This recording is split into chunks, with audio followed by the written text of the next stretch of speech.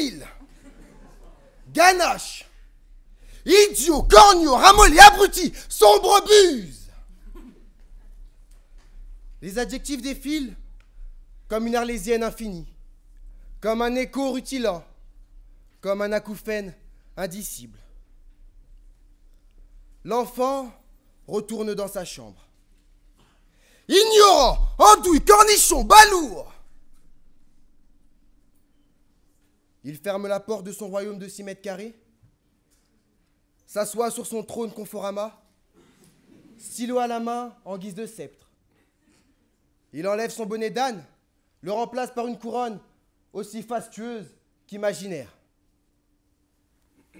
Enfin, il peut souffler. Les logorées d'insultes et d'épithètes n'en finiront pas de la soirée, jusqu'à ce que son père n'en puisse plus de ses gosiers depuis le salon, jusqu'à ce que sa mère n'ait plus suffisamment de larmes pour diluer son désarroi. Voilà ce qu'il en coûte de s'être fait exclure pour la seconde fois de son école, de n'avoir pas voulu rentrer dans le moule, d'avoir rechigné à la doxa conformiste de l'éducation nationale. Lui, ce qu'il aime, c'est écrire. Encore écrire. La photo, le dessin, mais toujours écrire. Pour ses parents, il aurait pu être médecin, trader, agent immobilier, informaticien, voire même garagiste.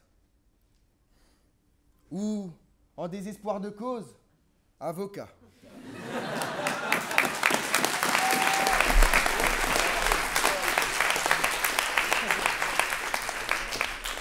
Mais pas un artiste, pardier. Une quinzaine de gifles plus tard et une bonne raclée de bois vert finiront par sceller mon orientation scolaire. Je devrais faire du droit. Je serai donc le plus sophiste des artistes. Le Pascal du droit fiscal.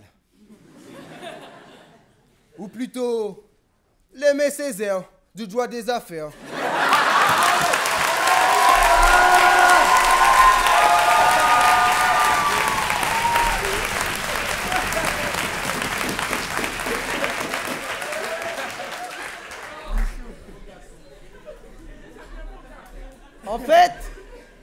En fait, je serais tout simplement nul.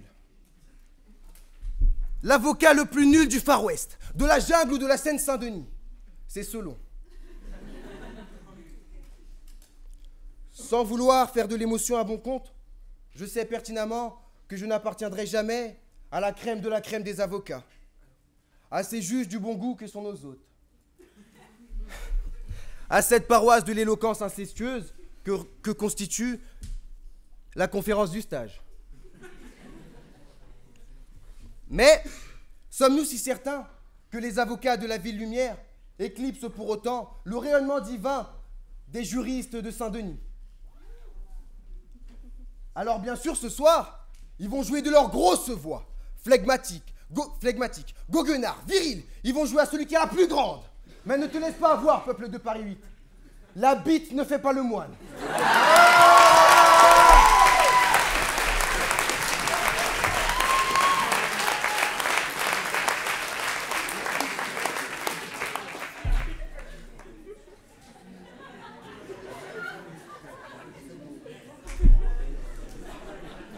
En somme, tout ce qui brille en vaut-il la peine?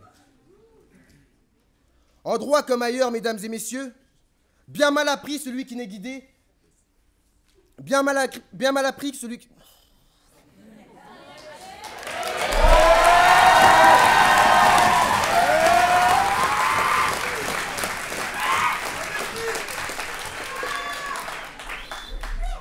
Bien mal appris celui qui n'est guidé que par l'écume des choses. Le goût pour l'artifice est un vice, incontestablement un dangereux précipice. Se fier aux apparences conduit inéluctablement l'homme sur les sentiers de l'erreur et du mensonge. Les préjugés, par exemple, sont fondés d'après des codes risibles. Les codes vestimentaires catégorisent stupidement des individus dans n'importe quelle agora. La façon dont on s'exprime référence l'appartenance ou non à un groupe plus ou moins branché, à un milieu social plus ou moins rupin.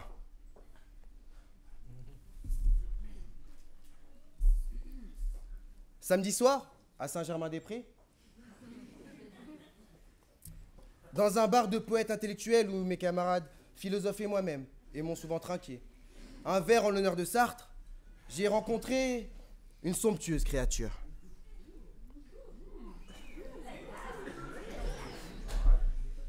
Je n'avais jamais vu nulle part une mine aussi radieuse et illuminée que la sienne. Elle était blonde, son visage était des plus fins, des plus somptueux qu'on lui dit qu'elle sortait de son étui tous les matins. Elle était jeune et fraîche. Elle avait été conçue pour être admirée.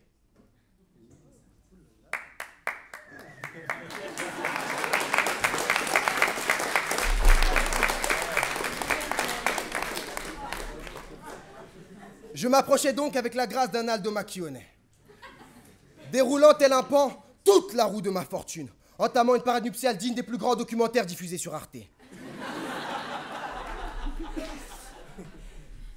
Pas à pas, je m'avançais avec assurance, sans jamais quitter ce visage radieux des yeux. Lorsqu'elle me fixa du regard, le temps s'arrêta. Mon jean commença à battre la chamade.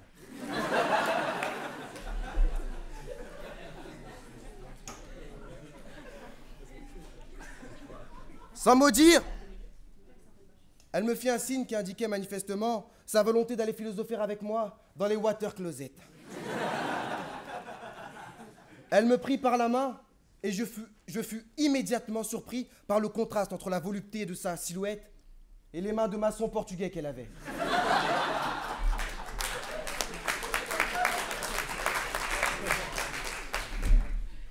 Devant mon hésitation, le bougre me dit d'une voix herculéenne qu'il souhaitait sincèrement me faire goûter son gros cornet trempé dans mon chocolat chaud.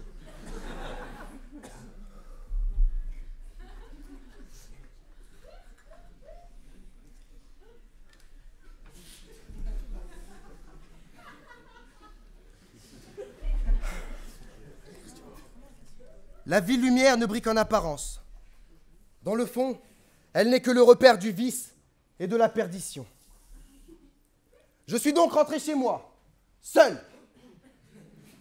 J'ai retrouvé mon royal logement social. Pour combler ma solitude, j'ai joué à la console, qui console toujours, elle, les consoles.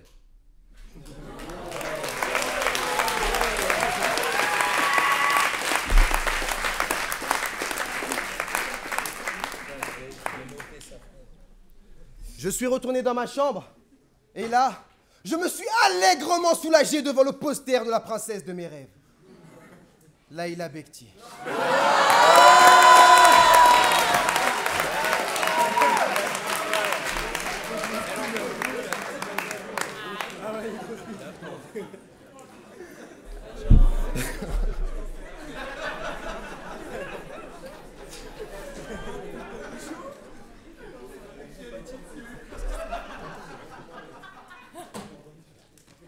Chers amis, la question n'est pas tant de savoir si ce qui brille en vaut la peine.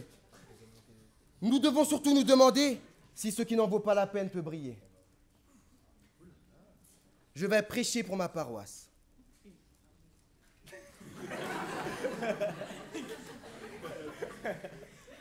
Femme de mes rêves présente ici ce soir. Votre sourire douceâtre me donne espoir. Celui-là que j'ai le bonheur de contempler me donne des ailes pour me mettre à vos pieds. Un doux espoir de vous revoir s'installe en moi.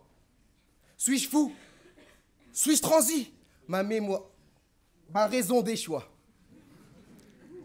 Mais grand bien vous pourriez faire en acceptant, avec moi, ce soir, d'aller prendre un verre.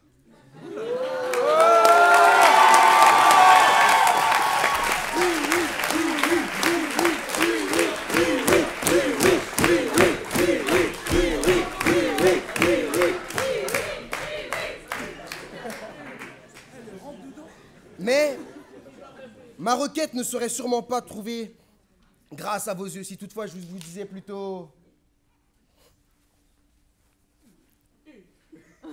Psst, psst. Hé Gazelle! Hé Gazelle! Ça te dira un petit 5 à 7 après le taf ou quoi?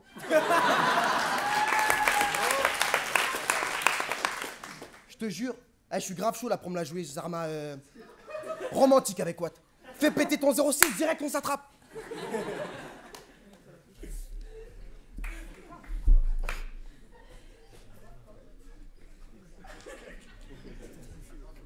L'indigent, le manant, le présumé imbécile, le faible, le laid, peuvent-ils être capables des plus belles illuminations? Il faut bien se méfier de l'eau qui dort, des apparences trompeuses qui nous conduisent trop rapidement à des jugements hâtifs.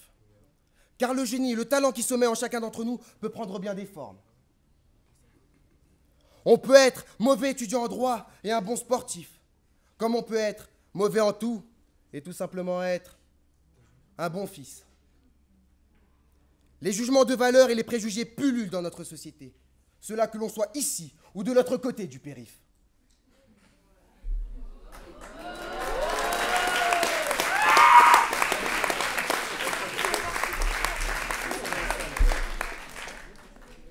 Ce soir, mesdames et messieurs, je veux adresser ces vers à tous les cancres, les bons à rien, les rêveurs, les fainéants, les crasseux, les alcooliques, les jeunes, les vieux, les noirs, les artistes, les taulards, les piétons, les arabes, les chevelus, les joufflus, les fous. Bref, à tous les soi-disant ratés que l'on moque.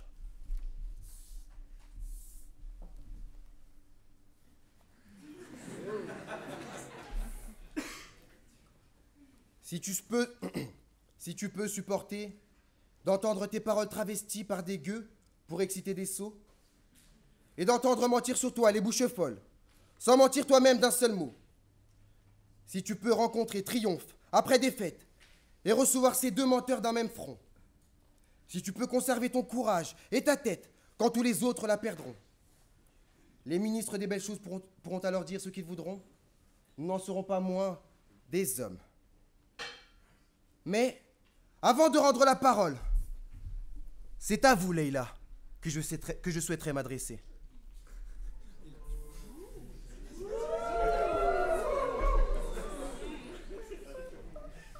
Ma douce, partons rejoindre les dorures délabrées de ma royauté. Une modeste chambre où je saurais vous réconforter. Et dans le noir le plus complet,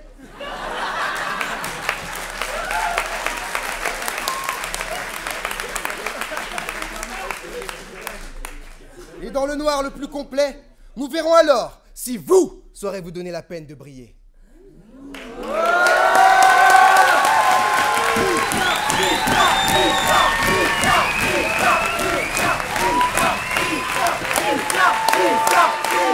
Pizza!